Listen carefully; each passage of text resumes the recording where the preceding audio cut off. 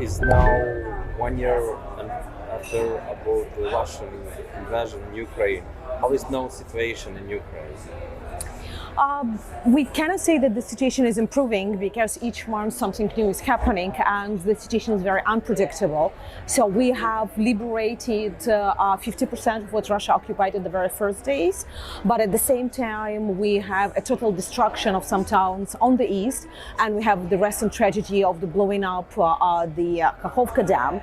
So that's why you cannot say that the situation is stable or stabilizing or something.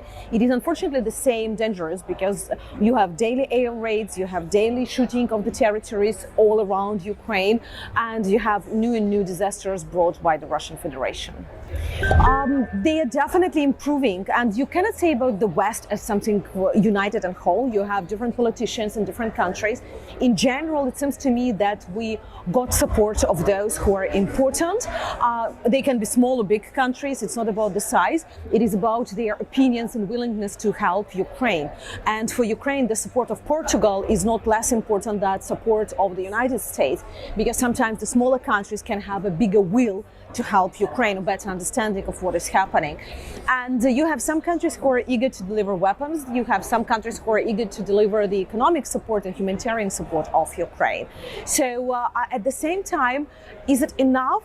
You never know. You're always unsatisfied, especially in terms of weapons, because we are asking weapons to defend us, not to make anything against the Russian Federation. We just needed to liberate our lands, to deoccupy our land, so to liberate the people living there, so not to have new and new tragedies as we're experiencing.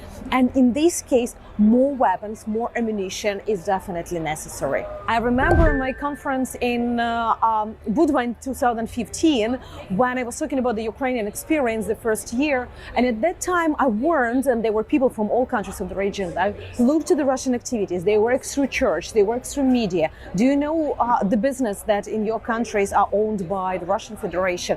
Do you know the politicians that are traveling a lot? And they were laughing like, don't worry, we are not in their interest. And then we saw just in a few years how the situation changed. We saw the attempt of the Montenegrin coup, we saw the demonstrations in other countries, we saw the campaign against the Northern Macedonian entering the NATO, we see the Serbia-Kosovo incidents, and each time there were Russian roots there. We had even the attempts of assassination of some of the leaders at the territories who've been ready to provide some support to Ukraine. So unfortunately, because the countries of the region been concentrated that much on the domestic issues and problems that existed and were very serious, they lost momentum of catching and cutting the increased Russian influence in the region. You know, the issue is that with such incidents, especially when it is the spontaneous rebellions happening in some of the territories, we start searching the social networks. We start looking were there any incidents or calls for such actions.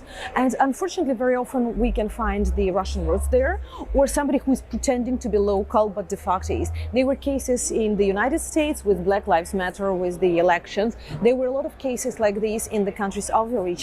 And we know the Russian interest in Serbia and in Kosovo. We can remember 1999 perfectly. They still, in all their argumentation about Crimea, they remember Kosovo. So they make the Kosovo parallels. It's still all a lot in the Russian propaganda discourse. The same with Northern Mitrovica, and with the support of Serbians, they are protecting the religious rights or Slavic rights or wherever. So that is all the time there. And I assume that the certain support is happening either at the diplomatic or political level or on the money level. But that is up to the security services of the Balkan countries to learn the situation better and to find out what is really behind those protests.